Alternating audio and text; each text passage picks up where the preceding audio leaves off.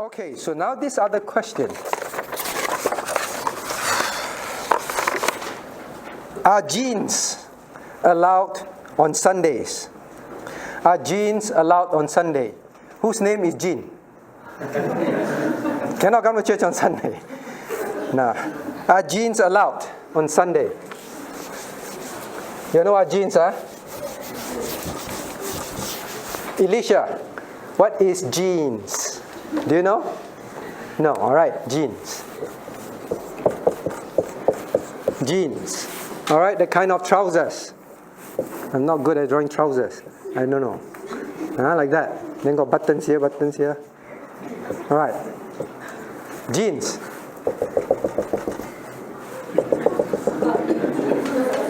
Alright, jeans. Jeans. Normally wear what color? Normally blue. Wow, so smart. Okay. Normally blue, normally. So, are jeans allowed on Sundays? What do you think? Shenry, what do you think? You asked the question. You asked because you don't know. Alright, very smart girl. Ask because you don't know. What do you think? Jennifer, Anna, you're hiding there. Anna, are jeans allowed on Sunday? Should we wear jeans to church on Sunday?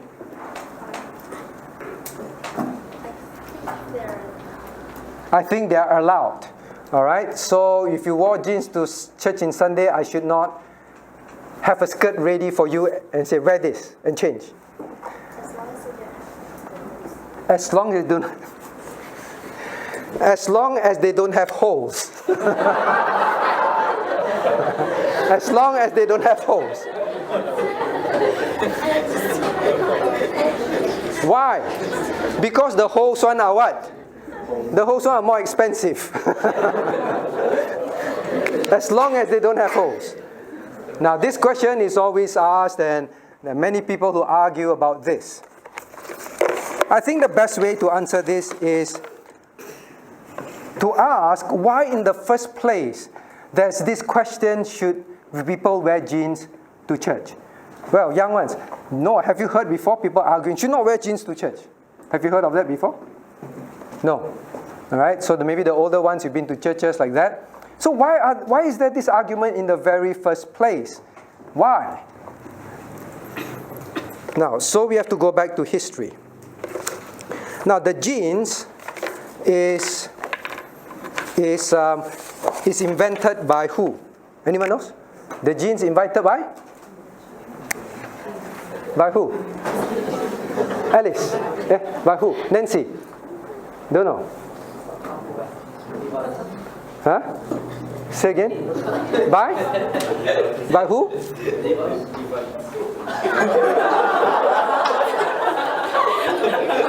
Oh, the jeans invented by the Levitical priesthood. Right? The Levites, what? Levites. Oh, it's from the Bible. Right? We should wear it. It's from the Bible. Okay, there is, yeah, you're right. Now there's this man, Levi Strauss, right? Levi Strauss. At least I don't think he's from the Levitical line. Levi Strauss, right? Levi Strauss. All right, Levi Strauss and Strauss, I think. Levi Strauss. Now let me check. Now there's another person involved as well. Where's this jeans thing? There's another person involved. Forget his name. Now, so two of them, and it got patented, and then it got patented under his name, Levi Strauss. So have you all heard of Levi's jeans? Levi's jeans, and I think the standard is the back pocket, right? The back pocket is like that one. The design or something like that. Okay, Levi Strauss. So they invented this material, and yes, you're right, at the time, especially blue color, they made it, and it's for especially the cowboys. You know cowboys? Cowboys, they do a lot of horse riding, they work on the ranch, so they need something very thick. They wear this kind of material, it will tear easily, right? So they came out with this material called the denim, right? Denim, and blue color, and they made this this thing called, and from there onwards it was called jeans. Jeans, all right? Jeans. Now, but why people are against that?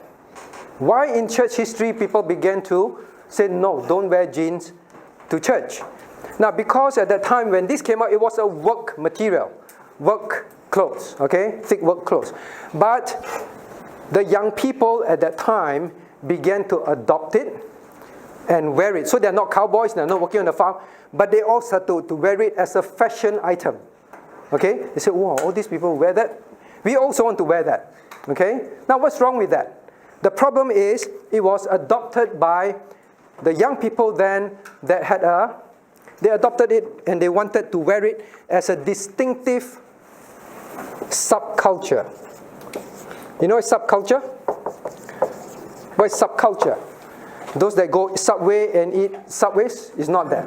Right? It's not that. Subculture means there is a culture in society, but these subcultures, by by definition of in society, it is a culture that seeks to deviate, seeks to rebel against the normal culture. So it was adopted by the greaser culture, greaser, you know.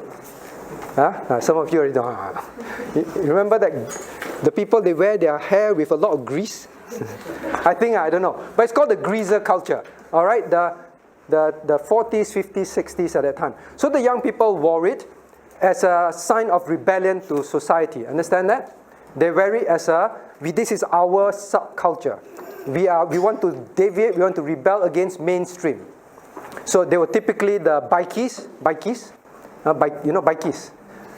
Not today's those rides bicycle, the Harley Davidson bikies, very loud, that kind. Gangsters, the low society people that are in this very rebellious culture. All right, so from cowboy farm clothes, it became a subculture clothes. So when you wear that, you're identifying with a subculture. Understand that? Okay, because of that, then there was this argument in churches. Don't wear those because you are trying, at that time especially, it is a sign of I rebel. Okay? So because of that, there was this argument. Now, over time, the question is today, is this subculture still dominant? All right, some say no, some say yes. By and large, you will still see it typical among rock stars. When they perform all, it's typically jeans. All right? So is it so evil that we should not wear it? I think it's arguable. All right? But definitely holds one. You're really trying to make a statement. Right? Is holes in clothes normal? It's subculture. Understand that? It's subculture. Okay? So it's subculture. Now, by and large, it's still associated with rock stars, typically. All right? Rock stars. So there is this association still. Maybe in some countries, not so strong. Now, but the thing is this. So if you wear jeans to church, you wear jeans, right? Now, sometimes you look why the person want to wear it. Why is the person wearing it? But I want to ask this question. The other problem over time was, in this subculture was casualness. Understand? These are old people always wear suits, wear long sleeve shirt, wear slacks. No, look here. I'm just saying example, all right? And then, so we are the casual ones. See, we come to church in jeans. You have pastors advertise their church. You come to our church, you can wear anything, wear jeans. Why must they mention jeans? Because the understanding is jeans is casual. Understand? They advertise that. In our church, you can wear anything. Come in your jeans. Why they mention jeans? It's because it is casualness. Our church is not like those stuffy one, the pastor, this teen can also wear a suit. It's not kind of stuffy one. We wear jeans. So the pastor will wear t-shirt, wear jeans and preach, right? So it is an idea of casualness. Casualness. Understand that? Casualness. Do you wear jeans when your CEO, okay, adults, you know what CEO? The top boss of the company, all right? The top boss of the company, would you, when he says, come and meet me for a meal, what will you typically wear? Jeans and collarless t-shirt and go meet him? Especially your host one. Would you wear that? You will not. You will dress properly, right? Which young person, if you're honest? Josiah, oh no, not yet. Graduated. All right. Xing Yun, would you go for a job interview in jeans? Why?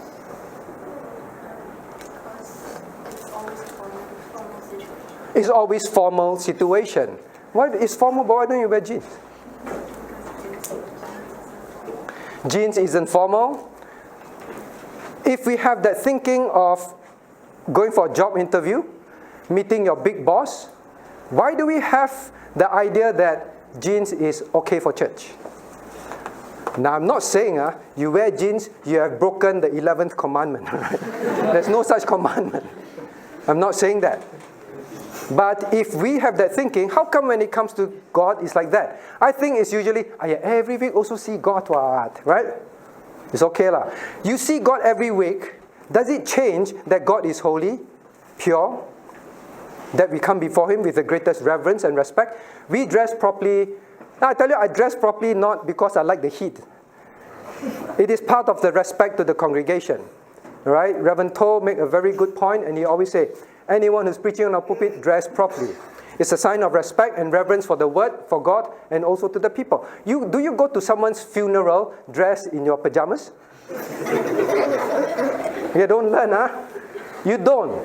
Why? Because it's a funeral. Why do people wear black and formal suit? Why? They must say, why? Susan, why? Why do you go there in multicolor and then, why? It's a sign of respect. It's a somber situation, right? Sign of respect. If we accord all this to the things of the world, why would you want to come in something that today is still associated with casualness? That's my point.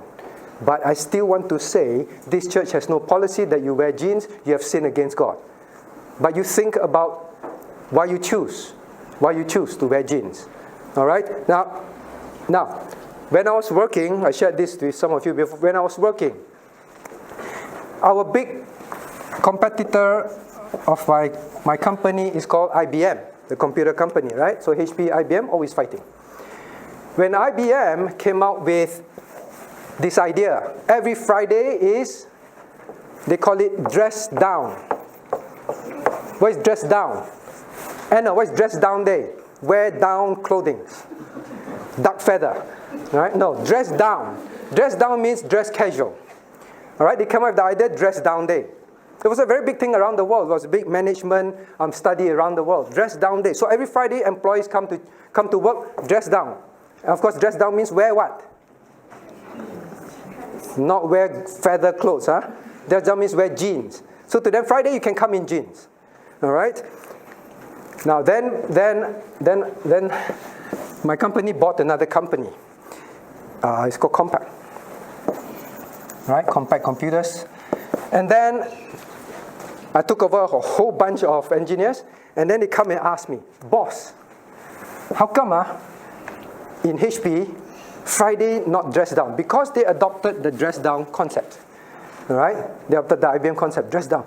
Boss, how come Friday cannot wear jeans? You bought us over, but we always wore jeans. All right? So I went to read up on this whole thing.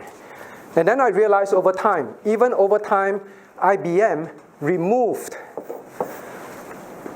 the dress down concept. They removed it. And they moved it back to normal dressing to work. Why? Because management studies showed that when they came in dress down, over time, what else come down also? Everything. Work ethics. Because understand, this is a mentality. Understand that? It's an attitude. That's why the subculture is an attitude. Young people, you know attitude? Your parents say, wow, you have an attitude. Right? It's what is in you, what you want to be. So they began to realize that the people's work standards start to drop. Performance start to drop. And then they attributed, people were just too casual. They came to work, it was just lazy. It's just like casual. It affected their work morals also. All right, so it is a subculture. So I will always say, if you don't dress like that to see your big boss, you are seeing the King of Kings.